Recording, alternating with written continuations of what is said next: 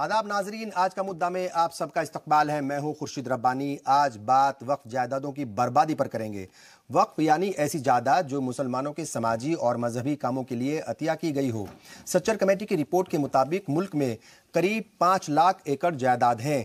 ये जायदाद 6 लाख एकड़ से ज्यादा के रकबे में फैली हुई है। रिपोर्ट पेश किए जाने के वक्त इन जायदादों की बाजार कीमत 1.25 लाख करोड़ से भी ज्यादा थी, लेकिन रियासतों से मिल रहे वक्फ बोर्डों के आदाद शुमार और अलग अलग तज्जियों को मिलाकर अगर देखा जाए तो ये रकम कई लाख करोड़ रुपए की हो जाती है। लेकिन वक्फ की इमलाक का जायजा लेने के लिए जब जी सलाम की मुहिम चलाई गई तो हैरान कर देने वाले हकाइक सामने आए और कुछ सवाल खड़े हुए। उन्हीं सवालों के साथ आज बात करेंगे और इस पर बात करने के लिए कई खास मेहमान हमारे साथ मौजूद हैं। इस्लामिक स्कॉलर ख्वाजा इफ्तिखार साहब हमारे साथ मौजूद होंगे। इनके अलावा हमारे साथ इलियास मलिक साहब यहाँ पर हमारे साथ जुड़ेंगे और साथ ही जुड़ेंगे दिल्ली वक्फ बोर्ड के साबिक चेयरमैन और समाजी कारकुन कमाल फारूकी साहब। इनके अलावा सुप्रीम कोर्ट के सीनियर वकील महमूद पराचा साहब हमारे साथ जुड़ेंगे और दिल्ली बीजेपी मीडिया सेल के हेड महेश वर्मा साहब भी हमारे साथ जुड़ेंगे, हमारे साथ यहाँ पर रहेंगे। तमाम मेहमान हमारे साथ रहेंगे और बातचीत हम शुरू करेंगे। इनसे जानने की कोशिश करेंगे जो वक्फ प्रॉपर्टीज हैं वो खुर्द-बुर्द क्यों होती हैं, उनके ऊपर इतने ज्यादा जो है वो कब्जे क्यों होते हैं, क्यों आसान टारगेट होती हैं वक्फ प्रॉपर्टीज जो कब्जा करने वाले हैं उनके लिए। जी सलाम ने एक मुहिम चलाई, ग्राउंड जीरो पर हमारे रिपोर्टर्स गए, आपके लिए ये मुहिम थी और हमने इसमें पूरी बातें जानने की कोशिश की कि आखिर वक्फ प्रॉपर्टीज के साथ जो है वो सौतेला व्यवहार क्यों किया जाता है, सौतेला बर्ताव क्यों किया जाता है और इन वक्फ प्रॉपर्टीज के ऊपर इतने ज्यादा कब्जे क्यों होते हैं। एक रिपोर्ट जो है हम लोगों ने तैयार की है क्योंकि हमारे रिपोर्टर्स जगह जगह गए, पूरे ही मुल्क की अलग अलग रियासतों में गए और जानने की कोशिश की कि जो वक्फ प्रॉपर्टीज हैं उनके क्या हालात हैं। आइए आपको दिखाते हैं एक खास रिपोर्ट।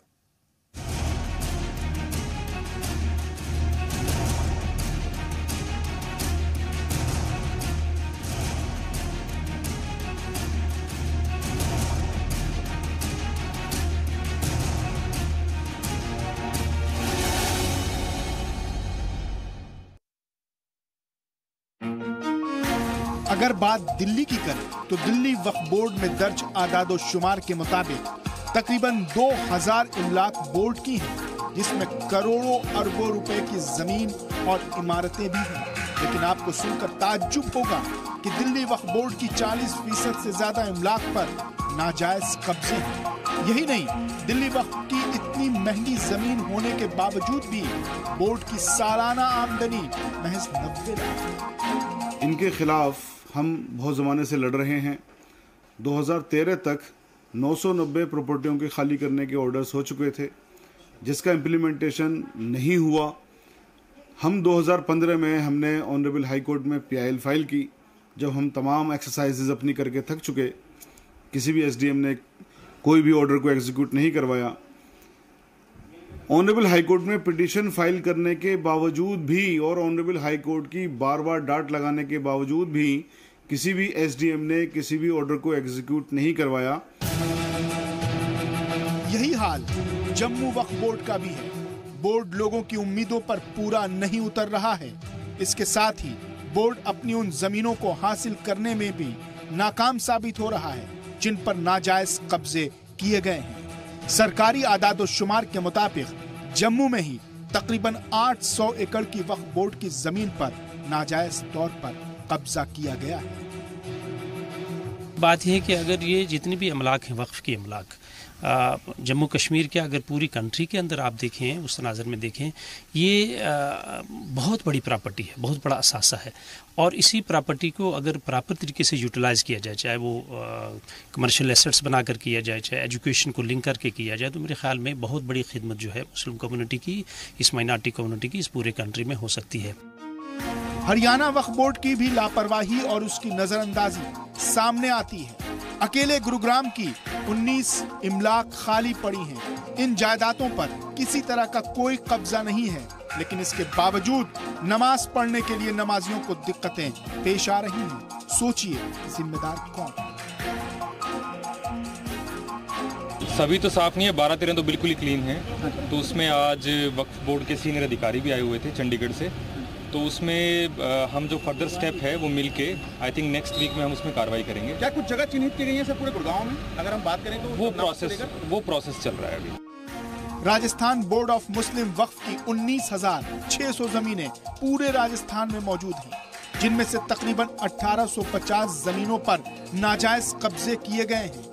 एक नहीं, दो नहीं, बल्कि तमाम इलाकों की वक्फ जायदादों का यही हाल है। वक्फ की रकम कौम के गरीबों, मिस्कीनों और मजहबी उमूर पर खर्च करनी होती है, लेकिन जब अमीर ही फकीर बनकर हक मारने और मजहबी इमारतें मखदूश नजर आए तो सोचिए बदउनवानियों का आलम क्या। ब्यूरो रिपोर्ट, जी सलाम। कुल मिलाकर के पूरे ही मुल्क में लाखों वक्फ प्रॉपर्टीज हैं, लेकिन हालात जो है वक्फ बोर्ड्स के और वक्फ इमलाक के वो आप सबके सामने हैं। ज़्यादातर पर कब्जे हो गए हैं। बहुत सारी ऐसी प्रॉपर्टीज़ हैं जो इंदराज नहीं है, बहुत सारी ऐसी प्रॉपर्टीज़ हैं जिनके ऊपर नाजायज़ कब्जे हो गए हैं।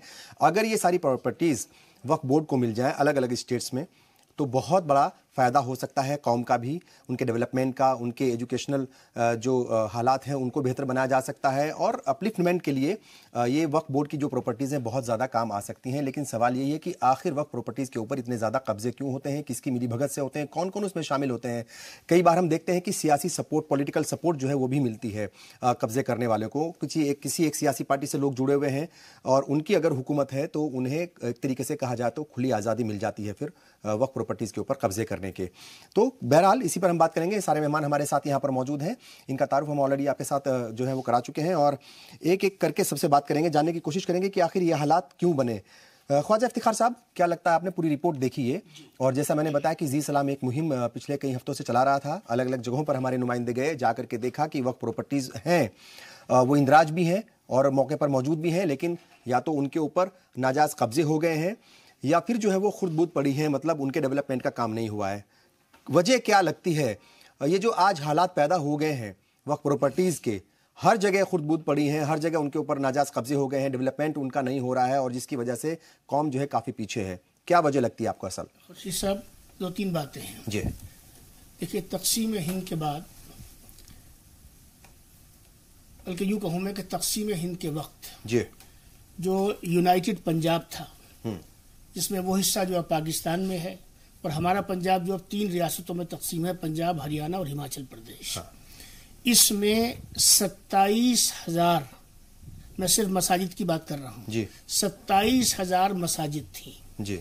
और क्योंकि मुसलमानों की अक्सरियत इस हिस्से में पंजाब के ज़्यादा थी बनिस्बत उस हिस्से के, और इंतकाल मकानी जब हुआ, जब लोग वहाँ से इधर आए और इधर से उधर गए, तो बहुत सारी जो हमारी मसाजिद थी, बहुत सारी जो हमारी वक्फ की इमलाक थी, उसको लोगों ने, वहाँ से आने वाले लोगों ने जो है उस पर कब्जे कर लिए या उनको कब्जे करा दिए गए और बड़ी तादाद में हमारी वक्फ इमलाक जो है वो खुर्द-बुर्द हो गई। अब जो इमलाक हमारी बची, उन इमलाक को के हवाले से जो हमारे यहाँ वक्फ बोर्ड की तश्कील हुई, वक्फ एक्ट बने, बार बार उसमें तरामीम भी हुई, ट्राइब्यूनल भी बने और सारी चीज़ें हुई। आपने काफ़ी तफसील से चीज़ों को दिखा दिया, मैं दोहराना नहीं चाहता। लेकिन उस सब के बावजूद हकीकत यह है कि वक्फ बोर्ड जो है, वक्फ कहीं ना कहीं उनकी भी नाअहली को इसमें दखल है और सियासतदानों का जो एक कनाइवेंस होता है वक्फ बोर्ड के साथ में, क्योंकि वक्फ बोर्ड के पास में इस कदर कीमती ज़मीनें हैं जो लाखों करोड़ों की नहीं है, जो अरबों और खरबों रुपए तक पहुंच जाती हैं, और एक पूरा नेक्सस बना हुआ है। वो नेक्सस जो है वो ज़मीनों पे कब्जा करता है, करवाता है। और सूरत हाल आपके सामने, आपने दिल्ली का भी जिक्र किया और किसी और को जो है आप उसमें, हाँ, किसी और को क्या कहें, खुद मुस्लिम तबके के लोग जो है वो उसके ऊपर कब्जे करते हैं। इसमें खुर्शीद साहब, जहां हुकूमत की तरफ से डील है, जहां पॉलिटिशियंस का इसमें किरदार है, जहां इसमें वक्फ बोर्ड का किरदार है, सिविल सोसाइटी का भी किरदार है और मुस्लिम माशरे की भी लापरवाही का इसमें हद तक जो है मैं दखल समझता हूं। और ये सवाल जो आज आपने उठाया है, दरअसल ये सवाल आपने उठाया है गुरुग्राम में खास तौर से जो नमाज जुमे के हवाले से, उसी पस मंजर में आज आप ये सवाल उठा रहे हैं। जाहिर तौर पर पूरी एक मुहिम चली और अलग अलग जगहों पर जाकर के देखा अजीज सलाम की टीम ने, और खासतौर से चूंकि मुद्दा जो है वो उठा था गुरुग्राम से, वहां पर इतनी सारी वक्फ प्रॉपर्टीज हैं, उसके बावजूद भी खुले में नमाज पढ़नी पड़ रही थी उनको, जिसकी वजह से जो है वो तसादुम एक तरीके से हुआ और कहीं ना कहीं हालात बिगड़ने की, अगर हमारी जगह हमको मिल जाए तो ये मसला ही पैदा ना हो। बिल्कुल ठीक है, बिल्कुल ठीक है। कमाल फारूकी साहब, आप तो चेयरमैन रहे हैं दिल्ली वक्फ बोर्ड के, आप तमाम चीजों से वाकिफ हैं। दिल्ली वक्फ बोर्ड का चेयरमैन है, माइनॉरिटी कमीशन के चेयरमैन रहे हैं, बिल्कुल माफी चाहेंगे। आप माइनॉरिटी कमीशन के चेयरमैन रहे हैं, और चूंकि माइनॉरिटी कमीशन के चेयरमैन थे तो कहीं ना कहीं निगाह रहती है वक्फ प्रॉपर्टीज के ऊपर भी, देखते हैं कि भाई किस तरीके से चीजें चल रही हैं। वो एक तरीके से आप नोडल ऑफिसर के तौर पर ही काम करते हैं, हमने देखा अलग अलग स्टेट्स में, भले ही आपको वो पावर ना हो लेकिन फिर भी चीज निगाह रहती है सब जगह पर। क्या लगता है जो आसान टारगेट, आप मतलब ऐसा लगता है कि आसान टारगेट है वक्फ प्रॉपर्टीज, कोई भी आकर के उनके ऊपर कब्जा कर लेता है और कोई जो है मतलब पुरसाने हाल नहीं होता, और जिसकी वजह से जिसका पूरा खमियाजा जो है वो मुस्लिम कम्युनिटी को भुगतना पड़ता है। जो वक्फ बोर्ड है उनके हालात जो है वो कितने खस्ता है वो आपके सामने हैं। किसी भी स्टेट की बात देख लीजिए, ज्यादातर के हालात ये हैं कि वो हर साल अगर उनकी जो रिपोर्ट आती है वो घाटे में ही चलते हैं।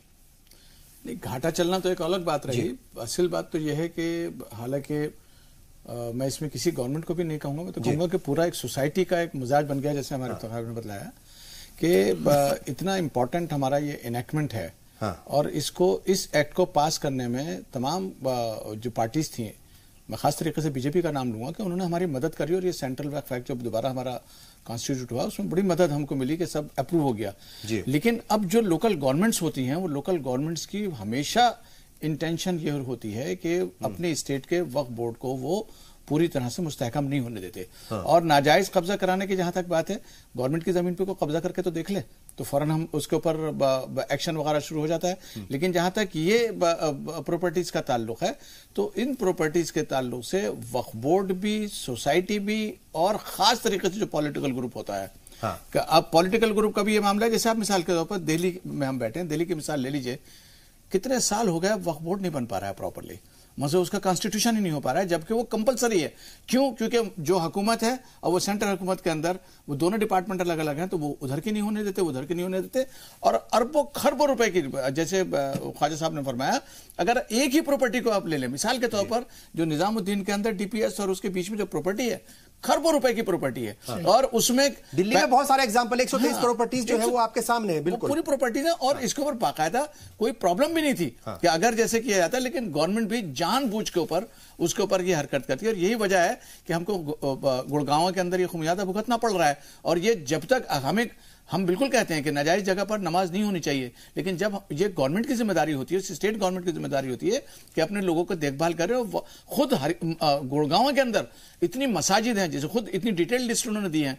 हम ये चाहेंगे कि बजाय इसके कि मुसलमान मजबूर हो सड़कों पर नमाज पढ़ने के लिए, उनको उनकी जगहें जो है वागुजार कर दी जाए और गवर्नमेंट उसके अंदर एक अच्छा रोल प्ले करे।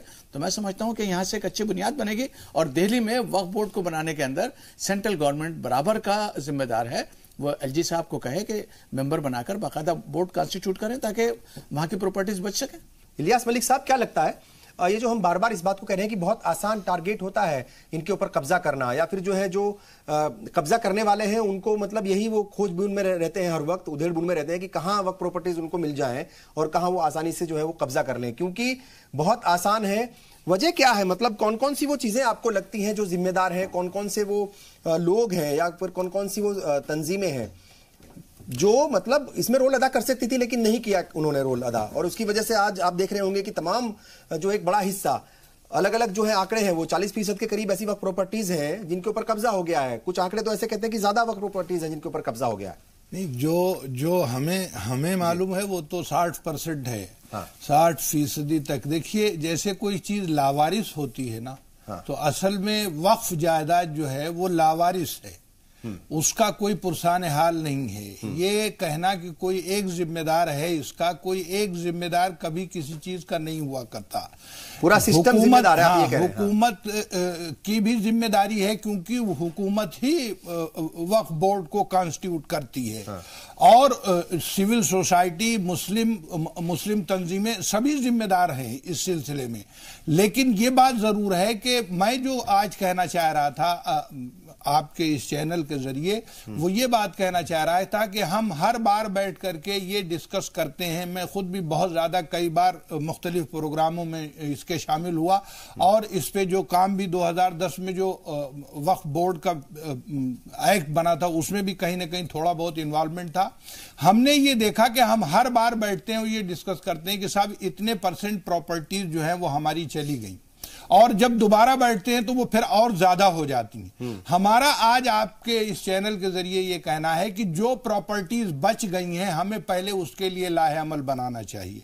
हमें ये प्रोग्राम बनाना चाहिए कि अगर हमारे पास 40% प्रॉपर्टीज बची हुई हैं तो हम 40% प्रॉपर्टीज का क्या करेंगे। 60 की लड़ाई आप लड़ते रहिए, 60 के लिए आप कोशिश करते रहिए कि वो आपको वापस मिल जाए, लेकिन जो मौजूद है उस पे कोई प्रोग्राम बना लीजिए, वरना होगा ये कि हम बैठ के बातें करते रहेंगे, डिस्कस करते रहेंगे। आज 60% या 40% या 50% प्रॉपर्टीज गई हैं, कल 70 और 80 की बात होगी और एक दिन ऐसा आएगा कि हम ये कहेंगे साहब अब वक्फ की प्रॉपर्टीज रह ही नहीं गई।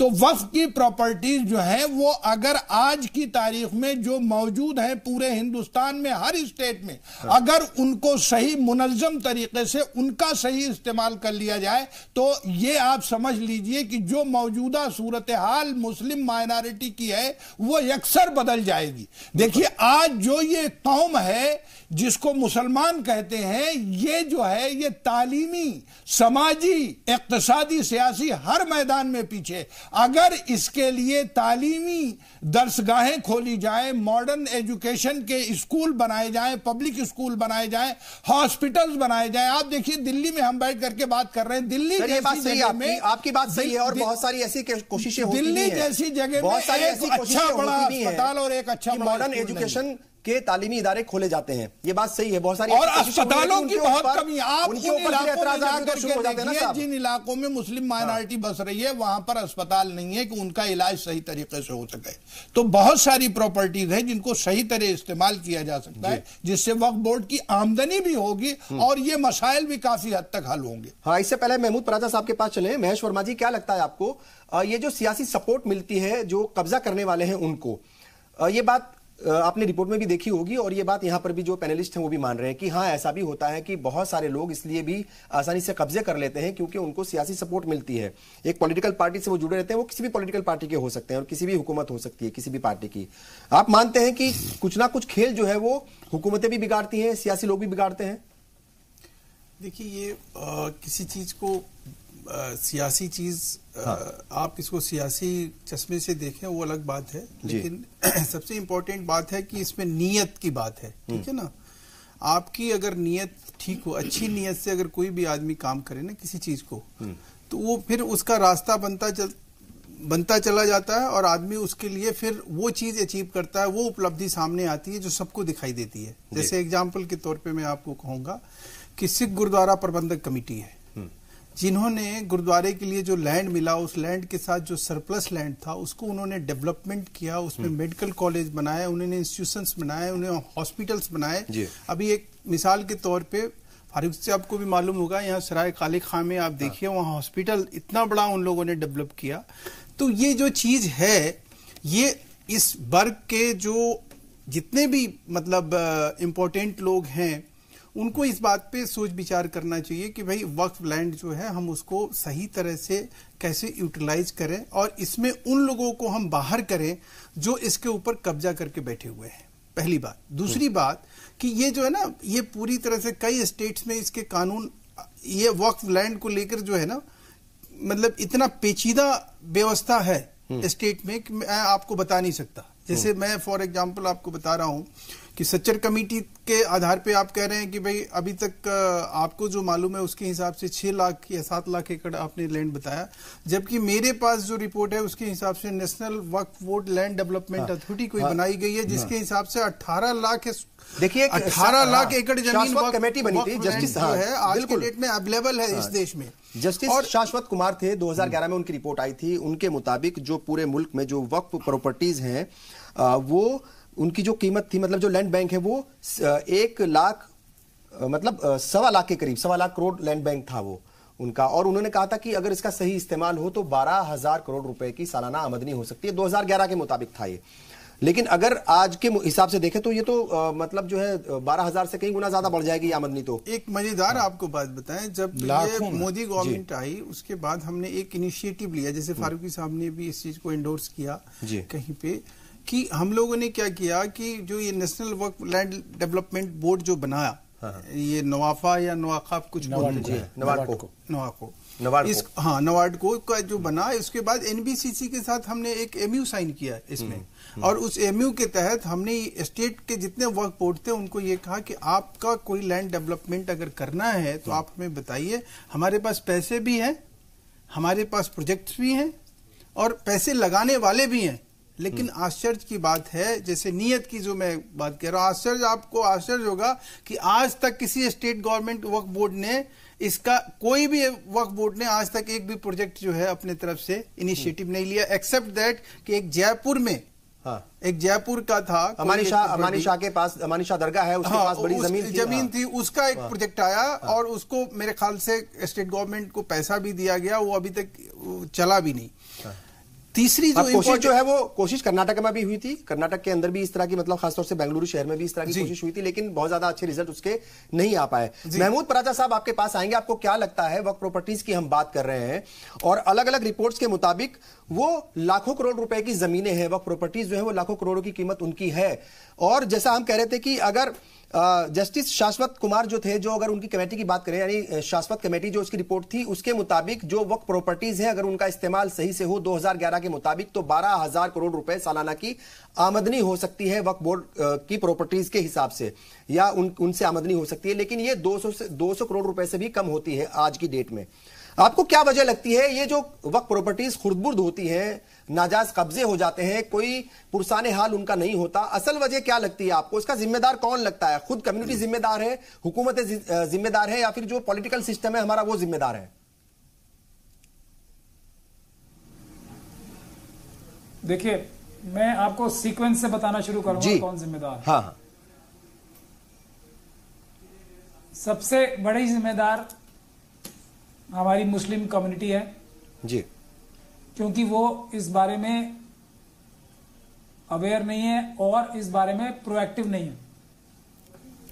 दूसरे सबसे बड़ी जिम्मेदारी अगर किसी की आती है तो हमारी रहनुमाई जो करते हैं लोग जी, जो मुस्लिम लीडरशिप है, चाहे वो सोशल हो, पॉलिटिकल हो, या हम वकीलों में भी जो लीडरशिप है, हाँ, या रिलीजियस, और खास तौर पे रिलीजियस लीडरशिप जी, सबसे ज्यादा जिम्मेदारी रिलीजियस लीडरशिप की है, उसके बाद सोशल और पॉलिटिकल लोगों की जिम्मेदारी आती है। उनका फेलियर रहा है कि वो ज्यादातर लोगों के, मैं सबको तो नहीं कहूंगा, खुद के पर्सनल इंटरेस्ट जुड़े हुए हैं इस बात से कि वो किसी ना किसी तरीके से वक्फ की प्रॉपर्टी के साथ मुलव्विज हैं।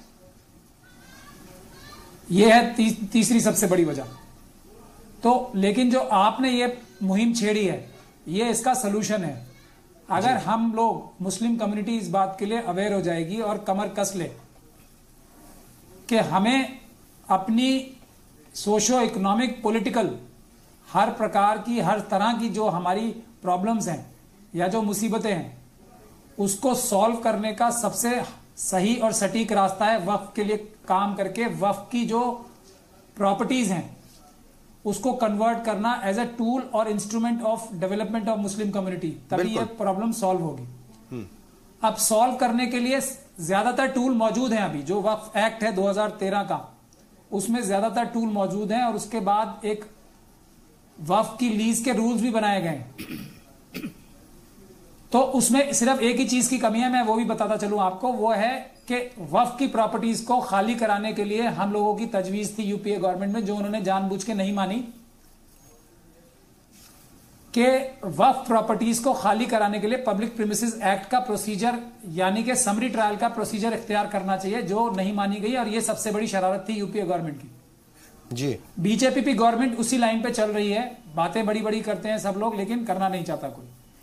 लेकिन टूल मौजूद हैं। आज अगर हम शुरू करना चाहें इसका सोल्यूशन ढूंढने के लिए, तो वक्फ लीज के जो रूल्स बने हैं उसमें एक मिनिमम लीज करने की प्रॉपर्टी जो सर्कल वैल्यू है उसके हिसाब से 2% और 2.5% का रेट है, वो मिनिमम रेट्स हैं। तो अगर हमें कहीं से इसको सॉल्व करने का तरीका ढूंढना है तो कोई भी प्रॉपर्टी कहीं भी हो वक्फ की, तो मुहिम इस बात की चलनी चाहिए कि वो वक्फ के जो लीज रूल्स हैं उसके मुताबिक ही उसका रेंट लिया जाएगा। ये पहली काम करना पड़ेगा। मैं समझता हूं उसके बाद सालाना 12,000 करोड़ नहीं, 1,20,000 करोड़ आराम से आने शुरू हो जाएंगे 1-2 साल की मेहनत के बाद ही। बिल्कुल ठीक है। ये है capacity of Waqf properties. In the country. तो हमें उल्टी तरफ से शुरू करना पड़ेगा। वक्फ लीज रूल्स को इंप्लीमेंट कराते हुए मुहिम ये चलानी चाहिए कि कोई भी प्रॉपर्टी हो, मार्केट वैल्यू से ही उसको रेंट पे दिया जाएगा, नहीं तो नहीं, उसको खाली कराया जाए। बिल्कुल बिल्कुल बिल्कुल। और इसके ऊपर बहुत सारी जो है वो और बहुत सारे ऐसी पेचीदगियां हैं। बिल्कुल, वक्फ प्रॉपर्टीज के ऊपर जो नाजायज कब्जे हैं उनको खाली कराना बहुत आसान नहीं है, ना किसी हुकूमत के लिए, ना ही वक्फ बोर्ड के लिए, ना ही जो है वो कम्युनिटी कुछ इसमें बहुत ज्यादा रोल अदा कर सकती है, चूंकि कम्युनल टेंशन की भी कई बार जो है वो वजह बन जाती है। बहरहाल इसके अलग अलग पहलू हैं, क्यों वक्फ प्रॉपर्टीज के ऊपर नाजायज कब्जे होते हैं, क्यों जो है वो। रब्बानी साहब, मैं आपसे इख्तिलाफ करूंगा यहाँ पे। हाँ, ये बहानेबाजी है। हाँ, ये बहानेबाजी है, कोई कम्युनल टेंशन नहीं होगी। कानून, मैं कह रहा हूं ना, हमारे देश में नहीं, ये हम नहीं कह रहे सर, ये हम नहीं कह रहे महमूद पराचा साहब, ये बात हम नहीं कह रहे। ये जो है अलग अलग रियासतों की हुकूमतें ये बहाना भरती हैं, एडमिनिस्ट्रेशन जो है या फिर जो इंतजामिया है वो ये बहाने भरते हैं।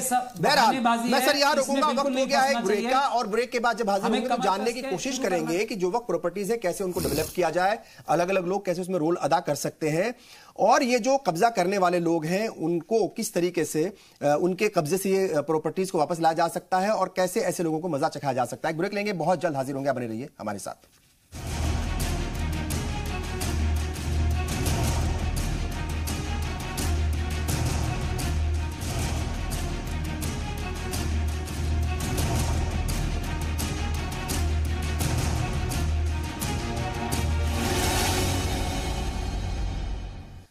मुल्क भर में करीब 5 लाख रजिस्टर्ड वक्फ प्रॉपर्टीज हैं, जिनकी मौजूदा कीमत मतलब जो है वो 1.25 लाख करोड़ से भी ज्यादा की होती है।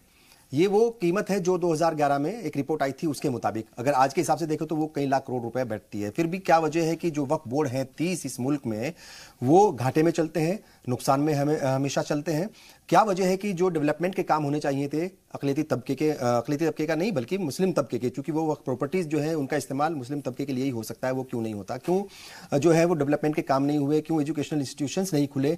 अड़चने कहाँ आती हैं? कौन कौन लोग जिम्मेदार? इस पर हम बात कर रहे हैं। तमाम खास मेहमान हमारे साथ यहाँ पर बने हुए हैं। महमूद पराचा साहब, आपके पास एक बार फिर आएंगे। सच्चर कमेटी की जो रिपोर्ट थी उसमें भी वक्फ प्रॉपर्टीज का और वक्फ बोर्ड्स का जो है वो जिक्र किया गया था। उसमें बताया गया था कि किस तरीके से अलग अलग सूबों में वक्फ बोर्ड चल रहे हैं, लेकिन वहां पर अच्छे अफसरान की कमी होती है। और शायद यही वजह है कि सच्चर कमेटी ने कहा था कि डेडिकेटेड वक्फ कैडर जो है वो बनाया जाए। आपको क्या लगता है कि जो कम्युनिटी है वो अपना रोल अदा करेगी, जो हुकूमतें हैं वो अपना रोल अदा करेंगी, लेकिन अगर वक्फ बोर्ड के पास सीईओज नहीं होंगे, अच्छे अफसरान नहीं होंगे, उनके पास वही पावर नहीं होगी जो होनी चाहिए, तो फिर कैसे जो है वो डेवलपमेंट के काम हो जाएंगे? कैसे वक्फ प्रॉपर्टीज के ऊपर जो कब्जे हैं उनको खाली करा लिया जाएगा या उनको जो है वो हटा लिया जाएगा? बड़ा मुश्किल हो जाएगा ना फिर तो।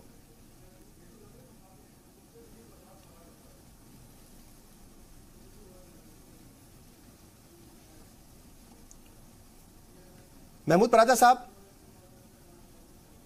शायद उन तक आवाज नहीं पहुंच पा रही है। मैं इसका जवाब दूं। हाँ, कमाल फारूकी साहब, चूंकि सच्चर कमेटी की जो रिपोर्ट थी उसमें मैंने कहा कि भाई जिक्र था इनका वक्फ प्रॉपर्टीज का, तो उन्होंने सिफारिश की थी कि भाई एक अलग से जो है वो डेडिकेटेड वक्फ कार्डर बना दिया जाए, ताकि जो है वो अलग से एक वक्फ सर्विस शुरू की जाए यूपीएससी के तहत, और फिर वो जो अफसरान है वो डेडिकेटेड अफसर आएंगे और वो डेवलपमेंट के काम करेंगे, जो है कब्जे वो भी नहीं होंगे। नहीं, असल में देखिए ये बेसिकली इंटेंशन के ऊपर डिपेंड करता है। ये तो ठीक है, जब लॉन्ग टर्म के अंदर काम करना होगा। सच्चर कमेटी तो पहले आई थी, सेंट्रल वक्फ एक्ट तो बाद में अप्रूव हुआ है, और उसमें जो सीईओ के अपॉइंटमेंट को लेकर इतनी बहस हुई है, जो सेक्शन 26-27 के ऊपर बाकायदा बहस होने के बाद उसमें गौर किया गया था कि किस तरह से उसको सिलेक्ट किया जाएगा।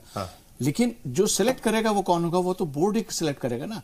अब जैसे मिसाल के तौर पर आप दिल्ली ले लीजिए, दिल्ली में बोर्ड ही नहीं है इस वक्त, मसले के मेंबर ही पूरे नहीं है, तो बिल्कुल यतीमों का सा माल हो गया है। और मैं आपकी इस बात को भी थोड़ा सा करेक्ट कर दूं, वक्फ का मतलब सिर्फ ये नहीं है कि सिर्फ मुसलमानों के ऊपर इस्तेमाल होगा। वक्फ तो डिफरेंट पर्पसेस के लिए हैं। मुसलमानों की जायदादें हैं जो वक्फ की गई हैं, वो रिफाए आम के लिए भी। अगर कोई उसके अंदर हॉस्पिटल बनता है तो उसमें हिंदू मुसलमान का कोई इम्तियाज नहीं होगा। लेकिन जो हमारी जो उससे इनकम, जैसे मिसाल के तौर पर आप हैदराबाद ले लीजिए, नया शहर पूरा जो बना हुआ है वो सारा का सारा वक्फ प्रॉपर्टीज के ऊपर है, बिलियंस ऑफ रुपीज की प्रॉपर्टीज है वहां पर। दिल्ली में आप ले लीजिए 144 जो बन्नी कमेटी की जो रिपोर्ट के हिसाब से जो प्रॉपर्टीज हैं बेपनाह ऐसी वो है। दिल्ली के अंदर आप लीजिए 53 मस्जिदें ऐसी हैं जिनके ऊपर जिसमें वो काम हो रहे हैं जो कि आपकी रूह कांप जाएगी। और मस्जिद के उसके अंदर हम कोशिश करते हैं कि भाई कम से कम नमाज पढ़ने दो, कम नमाज की वजह से कम रुकने देंगे, वो भी नहीं हो पा रहा है किसी तरह से।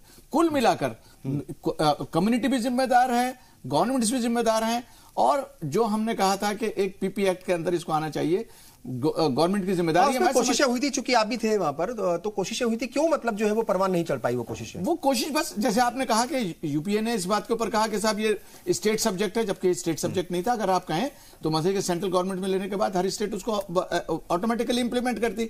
अब मैं समझता हूं कि नकवी साहब यहां मौजूद हैं, नकवी साहब की इस वक्त वक्फ के जिम्मेदार हैं, ये खुद इनिशिएटिव लेने के बाद इसको पीपीए के अंदर लेकर आए।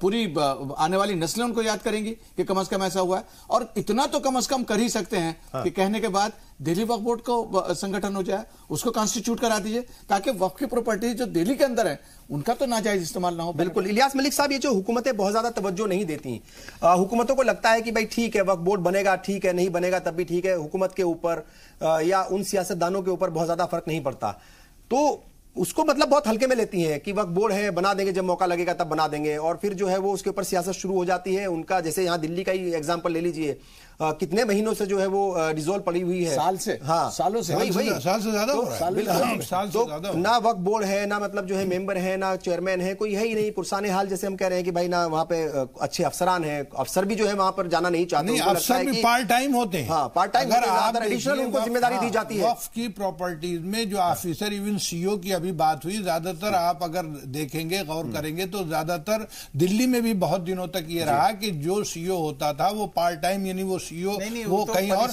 वो थोड़ी देर के लिए यहाँ आता। तो ये जब तक के फुल टाइम सारी चीजें अटेंशन नहीं होंगी। देखिए हुकूमतों की नीयत तो कहीं ना कहीं, अगर उनकी नीयत ये हो जाए कि हमें इसे संभालना ही है और ये इसे करना है, तो वो जाहिर सी बात है कि अगर हुकूमत चाहेगी तब तो कोई काम नामुमकिन नजर नहीं आता। लेकिन हुकूमत से पहले मैं एक बात फिर यही कहूंगा कि कम्युनिटी को भी अपने अवेयर होना पड़ेगा। देखिए बच्चा जो है वो भी जब रोता है तो माँ उसको दूध पिलाती है, बच्चा जब रोता है तो माँ समझती है कि ये भूखा है, इसको कुछ खिलाना चाहिए।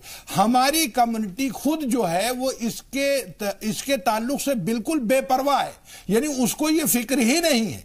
कुछ लोगों को छोड़कर, या कुछ जो चाहे वो समाजी कारकुन हो, चाहे वो लीडरान हो सियासी, चाहे वो कुछ जो मजहबी रहनुमा हो, उनकी बात मैं नहीं कर रहा हूं, लेकिन अक्सरियत से अगर आप पूछेंगे तो वक्फ के बारे में वो जानता ही नहीं कि क्या है। अच्छा, जो वक्फ की जायदादें हैं, अभी जैसे यहां जिक्र आया, एक बात और मैं वाजे करता चलूं कि वक्फ की जायदाद जब भी वक्फ की जाती है तो वक्फ करने वाला वाकिफ होता है, वाकिफ की मंशा होती है कि ये जायदाद हम किस मकसद के लिए कर रहे हैं, हमेशा वो जायदाद उसी मकसद में इस्तेमाल होती है। अगर वो मंशा उसकी है कि यहां पर स्कूल बनना चाहिए, तो हकीकत यह है कि ये जिम्मेदारी सबकी है कि वो वहां स्कूल बनवाएं। अगर वक्फ करते वक्त उसने ये लिखा है कि यहां पर हॉस्पिटल बनना चाहिए, तो वहां हॉस्पिटल बनना चाहिए। बिल्कुल, अभी जिक्र किया लेकिन मुखालफत कम्युनिटी के अंदर से शुरू हो जाती है साहब का। मैं आपको एक और बात बताता चलूं कि दिल्ली में तकरीबन 500 कब्रिस्तान थे, जिसमें आज की डेट में मुश्किल से 150 कब्रिस्तान बचे हैं। 450 कब्रिस्तान, 350 के करीब, 450 कब्रिस्तान का पता ही नहीं कि वो कहां है। तो ये आप समझिए, जब तो उन पर कब्जा किसने किया है ना, कम्युनिटी के लोगों ने ही कब्जा किया होगा उनके ऊपर। आप क्या बात कर रहे हैं? इसमें कम्युनिटी नहीं, सब जिम्मेदार है, इसमें सब जिम्मेदार है। वही मैं कर रहा हूं, जिसका मौका मिलता है वो कब्जा कर लेगा। कभी किसी चीज का अगर आप मौका मिल जाएगा कब्जा। महमूद पराजा साहब, ठीक, महमूद पराजा साहब, 2-3 बातें यहां पर सामने आई हैं। सच्चर कमेटी की जो रिपोर्ट थी उसके अंदर भी बहुत सारी बातें कही गई थी। उसमें यह कहा गया था कि जो भी अलग अलग स्टेट में वक्फ बोर्ड है, तकरीबन क्या 30 वक्फ बोर्ड है इस मुल्क में, अलग अलग स्टेट में, तो वहां पे अच्छे अफसरान की कमी पाई गई है। और हमेशा देखा जाता है कि एडिशनल जिम्मेदारी किसी अफसर को दे दी जाती है कि ठीक है भाई आप सीईओ का काम भी देख लीजिएगा वक्फ बोर्ड का, तो उसके पास ऑलरेडी भले ही वो कलेक्टर है या फिर कहीं और उनकी जो है मतलब पोस्टिंग है, तो वो उनके पास पहले से ही बहुत ज्यादा काम होता है। तो वक्फ प्रॉपर्टीज के लिए उनके पास या वक्फ बोर्ड के लिए बहुत ज्यादा वक्त नहीं होता। आपको लगता है कि ये भी एक बड़ी वजह है, हुकूमतें बहुत ज्यादा उसको जो है वो सीरियसली नहीं लेती वक्फ बोर्ड को, वक्फ प्रॉपर्टीज को, और वो मतलब जो है छोड़ देती है ऐसे ही कि भाई किसी भी अफसर को जो है लगा दिया एडिशनल जिम्मेदारी दे करके, उसके पास वक्त होगा तो जाएगा, नहीं वक्त होगा तो नहीं जाएगा।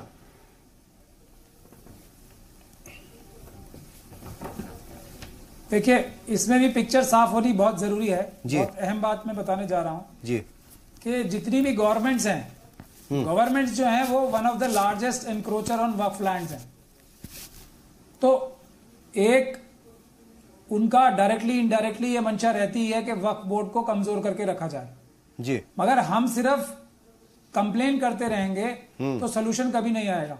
मुस्लिम कम्युनिटी को अपना सिंगल पॉइंट एजेंडा बना के शुरू करना चाहिए इसको, और खास तौर पे और मैं एक बात और कहना चाहूंगा, इसमें कल्प्रिट जो कल्पेबिलिटी है या जो गुनाह है, जो हमारा जितना बड़ा लीडर है उसका गुनाह भी उतना ही बड़ा है। इसमें मुस्लिम कम्युनिटी की सबसे आसान तरीका जो फलाह बहबूद का है वो वक्फ प्रॉपर्टीज हैं आज भी, और ऐसा कुछ नहीं हो गया कि वो सारी प्रॉपर्टीज, क्योंकि सुप्रीम कोर्ट का लॉ है और हमारा जो एक्ट भी है नया वो साफ कहता है once a Waqf always a वक्फ, तो उनको वापस लेना बहुत ज्यादा मुश्किल काम नहीं होगा अगर हम पूरा ताकत अपनी इसी काम पे लगा दें और आइडेंटिफाई करें अपने लीडरान को खास तौर पे कि इन लोगों ने वक्फ की प्रॉपर्टीज को कब्जा कर रखा है। जब अगर हम अपने लोगों को आइडेंटिफाई करके और उनको बेनकाब करेंगे तो और लोगों को डर पैदा होगा और गवर्नमेंट्स भी अपनी लैंड्स पे से जो कब्जा है गवर्नमेंट भी छोड़ेंगी। चलिए ठीक है। इसमें सबसे जरूरी बात यह है जो, और मैं इसीलिए बार बार आपको मुबारकबाद दे रहा हूं कि आपको यह मुहिम जारी रखनी चाहिए, शुरू रखनी चाहिए, और इसको मुसलसल अगर आप करेंगे फॉलो तो बेदारी आएगी और ये सोल्यूशन होगा। मुस्लिम बिल्कुल बेदारी आएगी, हुकूमतों तक बात पहुंचेगी, इंतजामिया तक बात पहुंचेगी, कम्युनिटी तक बात पहुंचेगी, और जब बात पहुंचेगी तो उसका असर भी जरूर होगा। बहरहाल यहां पर वक्त हो गया एक और छोटे से ब्रेक का, और ब्रेक के बाद जब हाजिर होंगे तो जानने की कोशिश करेंगे वक्फ प्रॉपर्टीज के खुर्द बुर्द होने के पीछे की असल वजह क्या है, कौन कौन सी वो अड़चने हैं जो वक्फ प्रॉपर्टीज को डेवलप होने से रोकती हैं। आखिरी ब्रेक है, बहुत जल्द हाजिर होंगे, आप बने रहिए हमारे साथ।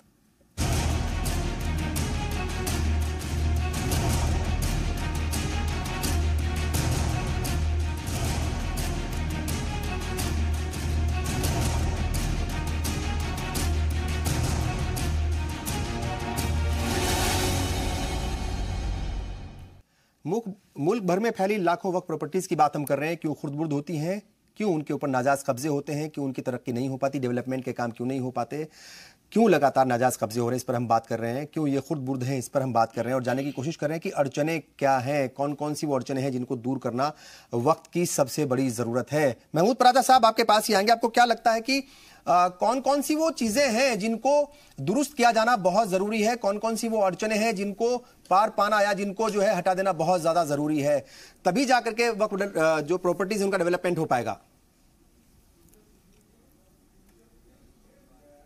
देखिए, दो तीन चीजें हैं जो बहुत आराम से हल हो सकती हैं जी। एक तो जिसके लिए एक बहुत जरूरी अहम मुहिम चलाई जानी चाहिए वक्फ ट्रिब्यूनल्स बनाने के लिए सब जगह, और उसको काम उससे शुरू कराने के लिए वक्फ ट्रिब्यूनल से।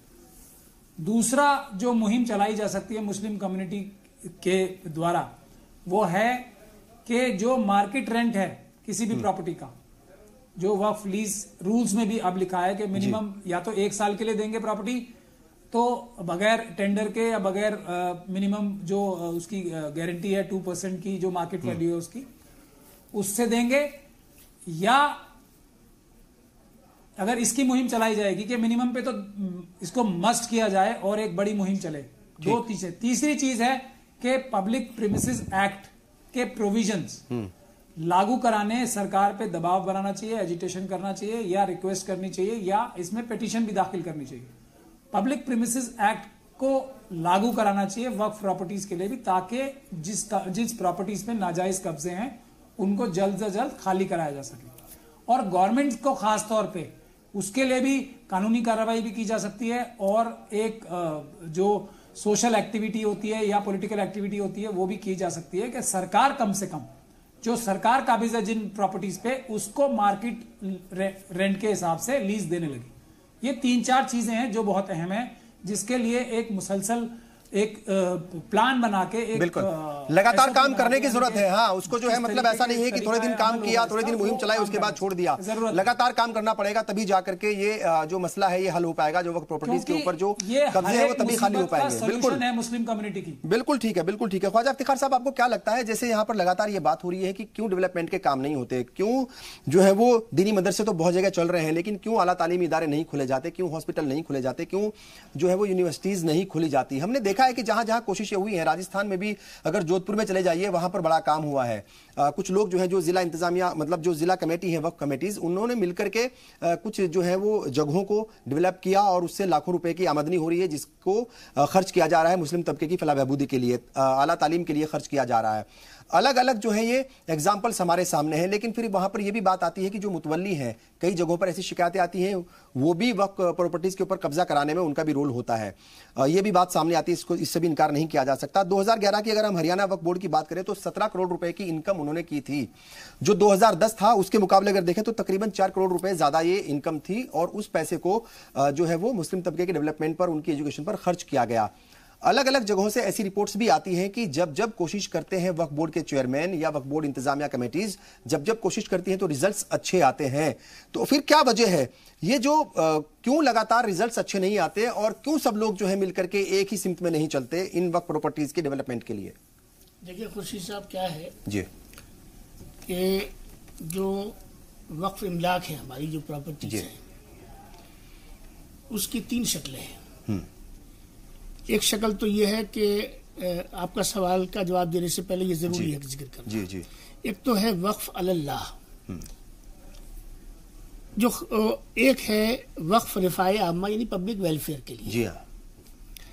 और जैसे इलियास मलिक साहब ने कहा, एक वाकिफ की मंशा होती है, यानी उसकी मर्जी होती है, उसकी वसीयत होती है, जिसके मुताबिक वक्फ इमलाक का इस्तेमाल होना होता है। आप अगर साउथ इंडिया की तरफ थोड़ा सा रुख करिए तो साउथ इंडिया में मैं आपको गुलबर्गा शरीफ की मिसाल दूंगा। जी। गुलबर्गा शरीफ बिल्कुल इसी तरह से जिस तरह अजमेर शरीफ है, बिल्कुल उसी तरह से जिस तरह कलियर शरीफ है, जिस तरह दरगाह महबूब इलाही है, और अनगिनत दरगाहों की मिसाल इस हवाले से दी जा सकती है। अगर गुलबर्गा शरीफ के लोग मेडिकल कॉलेज बना सकते हैं, इंजीनियरिंग कॉलेज बना सकते हैं, पॉलिटेक्निक बना सकते हैं, फार्मेसी के कॉलेज बना सकते हैं, तो ये काम हमारी जो दीगर जगहें हैं वो क्यों नहीं कर सकती? बुनियादी मसला जो है वो ये है कि देखिए हमारा एक मिजाज बन गया है, हम या तो शिकवा करने में लगे सलाहियत अपनी सर्व करते हैं, या हम जो है किसी की साजिश की तरफ इशारा कर देते हैं। हम कभी अपने गिरबान में झांकने की कोशिश नहीं करते, हमसे कहाँ कोताहियां हो रही हैं, हमसे कहाँ फराइज की अंजामदही के अंदर कमी हो रही है, हम उसकी तरफ तवज्जो नहीं करते। जरूरत इस बात की है कि जो हमारी वक्फ प्रॉपर्टीज, इलियास मलिक साहब ने बड़ी अच्छी बात कही कि देखिए जो चीजें लिटिगेशन में हैं, जहां पे डिस्प्यूट चल रहा है, वो तो अपना एक प्रोसेस है, एक प्रोसीजर है, उसके हिसाब से वो चलता रहेगा। लेकिन जो चीजें आपके पास में बाकी मौजूद है फिल वक्त, जिस पर कोई फितना नहीं है, कोई झगड़ा नहीं है, वो खुलेआम पड़ी हुई है, यतीम पड़ी हुई है, कम से कम पहले मरहले में जो वक्फ बोर्ड है वो उन तमाम की 4 दीवारी तो कम से कम कर लें, कम से कम फेंसिंग कर लें, उसको अपने कब्जे में लेने कम से कम जो है वो ये होना चाहिए। लिहाजा जरूरत इस चीज की है। आखिर में मैं ये कहना चाहूंगा कि हमारी कम्युनिटी को जज्बाती मसाइल से अपने आप को हटाना पड़ेगा, और जो हकीकी मसला हमारी कम्युनिटी का है वो है वक्फ इमलाक की वागुजारी, उसका सही इस्तेमाल, और उसका इस्तेमाल की बात जो है जैसे फारूकी साहब ने कहा कि वक्फ इमलाक का ताल्लुक ओनरशिप के हवाले से तो मुसलमानों से है, लेकिन वक्फ इमलाक पर जो भी इदारे कायम किए जाएंगे, इदारा न हिंदू होता है न इदारा मुसलमान होता है, इदारा इदारा होता है, संस्था संस्था होती है, इंस्टीट्यूशन जो है उनका ताल्लुक पूरे मुल्क से होता है और तमाम कम्युनिटीज से होता है। मैं समझता हूँ कि अगर वक्फ इमलाक का सही इस्तेमाल होगा, इदारे बनेंगे, इंस्टीट्यूशन बनेंगे, तो इन इंस्टीट्यूशन के जरिए से पुल बनेंगे डिफरेंट कम्युनिटीज के दरमियान में। क्योंकि देखिए इंस्टीट्यूशन में जब बच्चे आते हैं तो उनके दरमियान में जो इंटरेक्शन होता है, जो एक्सचेंजेस होते हैं, उनकी जो दोस्तियां होती हैं, जो उनके ताल्लुकात बनते हैं, उसी से माशरे की एक अच्छी खूबसूरत शक्ल निकल कर आती है। इलियास मलिक साहब, मैं आ रहा हूं सर आपके पास, वापस आऊंगा। इलियास मलिक साहब, इसका मजहबी पहलू भी है, जाहिर तौर पर उसके उस पहलू के ऊपर भी गौर फिक्र करना जरूरी है, और उसका जिक्र भी हुआ है यहाँ पर। लेकिन कई बार मजहब को बिना बनाकर, मजहब को आड़ बना करके डेवलपमेंट के काम रोके जाते हैं, और ये एग्जाम्पल जो है एक दो नहीं है, कई सारे एग्जाम्पल्स हैं, क्योंकि वहां पर कहीं ना कहीं वो सेल्फ इंटरेस्ट की बात होती है या फिर ऐसा लगता है कि ये आदमी अगर इस पर बना लेगा तो इसी का कब्जा हो जाएगा? कुल मिला करके कहीं ना कहीं मजहब को जो है वो आड़ में लाते हैं और उसकी आड़ ले करके बहुत सारे डेवलपमेंट के काम भी रोके गए हैं। हाँ, मजहब को आड़ लेकर के आपने बिल्कुल सही कहा। असल में देखिए, एक बात ये समझ लीजिए, मजहब कहीं डेवलपमेंट के आड़े बिल्कुल नहीं आता। असल में उसको एक टूल बना लिया जाता है। अगर टूल बनाया जाना है तो वो तो बिल्कुल अलग बात है, लेकिन हकीकत ये है कि वक्फ की जायदादें जो वक्फ की जाती हैं वो इन्हीं मकासद के लिए की जाती है कि उससे फलाह बहबूद और डेवलपमेंट किया जाए।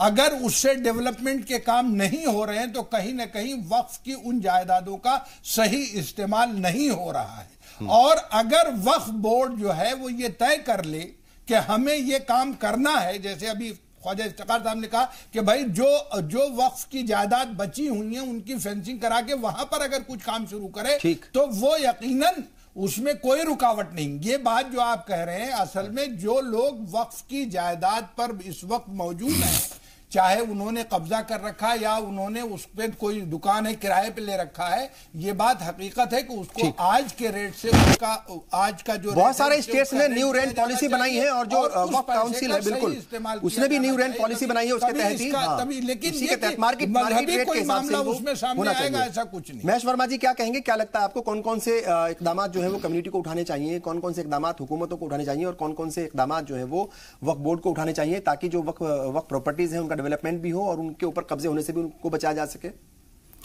देखिए, कमाल फारूकी साहब और महमूद पराचा साहब ने एक अच्छी बात कही कि वक्फ बोर्ड जो है, या ख्वाजा साहब ने भी, सबने एक बड़ी अच्छी बात कही। वक्फ बोर्ड जो है वो उसकी एक पहचान बननी चाहिए इस देश में, बिल्कुल, लेकिन उसकी पहचान सिर्फ दो चीजों से बनी। एक तो पहला कि आजम खान साहब की यूनिवर्सिटी बनी और दूसरा वक्फ बोर्ड लोग जानते हैं अयोध्या विवाद की वजह से कि वक्फ का सिर्फ इस देश में यही काम रह गया है कि वो इन सब चीजों की लड़ाई लड़े, जबकि लड़ाई इस बात की लड़ी जानी चाहिए जो आज आपने उठाई। बिल्कुल ठीक कि फारूकी साहब कह रहे हैं कि आज हम मजबूर हैं कि हम सड़क पे नमाज अदा कर रहे हैं। ठीक है, पराचा साहब ये कह रहे हैं कि भाई हम में कोई ऐसा आदमी नहीं है जो इस चीज के लिए इनिशिएटिव ले कि हमारे पास जमीन है। रोकूंगा कमाल फारूकी साहब, कम से कम अल्फाज में क्या कहेंगे, कौन कौन से इकदाम उठाने चाहिए, कौन कौन सी अड़चने हैं जिनको फौरी तौर पर दूर करना चाहिए? मैं पराचा साहब के साथ में इसमें ज्वाइन करता हूं उनके इशू को कि हमको एक मूवमेंट चलानी चाहिए। सही, हमको जो खास तरीके से जो औकाफ की प्रॉपर्टीज को वापस लेने के लिए ट्रिब्यूनल का जो एस्टेब्लिशमेंट है वो होना चाहिए। हमारी कोशिश ये होनी चाहिए कि जहां जहां वक्फ बोर्ड नहीं बने उनको वक्फ बोर्ड को बनाना चाहिए, फुल टाइम ऑफिसर्स होने चाहिए दिल्ली को और घर से काम शुरू कर रहे हैं। अभी यही हम हैं, लेकिन दिल्ली में तो है जो कुछ भी, उसके अलावा हर जगह बहुत बहुत शुक्रिया और हमको इसको बहुत अहम इशू पर बात हम कर रहे थे। तमाम लोग यहाँ पर जुड़े। महमूद पराचा साहब, आप सबका हम शुक्रिया अदा करते हैं क्योंकि आपके जो सुझाव हैं, जो आपने जो बातें कही हैं, मुझे लगता है कि उनका असर जरूर होगा। जाहिर तौर पर वक्फ प्रॉपर्टीज को कब्जों से बचाने के लिए, वक्फ प्रॉपर्टी के डेवलपमेंट के लिए आप सबको बेदार होना पड़ेगा, तभी जाकर वक्फ प्रॉपर्टी जो है वो डेवलप भी हो पाएंगी और उनके ऊपर नाजायज कब्जे भी रुक सकते हैं। आप सबने प्रोग्राम देखा, आप सबका बहुत बहुत शुक्रिया, आदाब।